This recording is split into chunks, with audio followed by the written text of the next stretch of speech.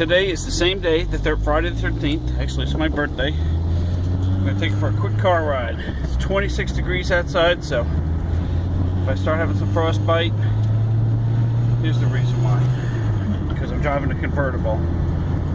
Freezing cold outside.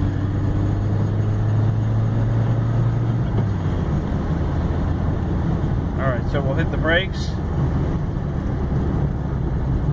Slight pull, maybe a midge to the left. Track straight going down the road. This isn't the best road to test that on, but it's good. That little rattling down here is making that is that. So we're going 45 miles an hour. Dead skunk in the road. Now you. Alright.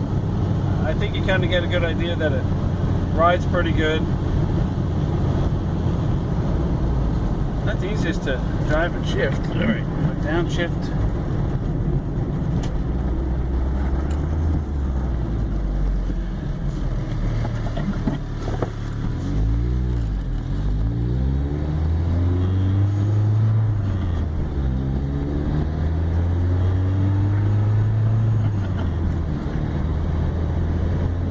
So, hopefully this seems like a pretty good car to you. And there's my ugly mug.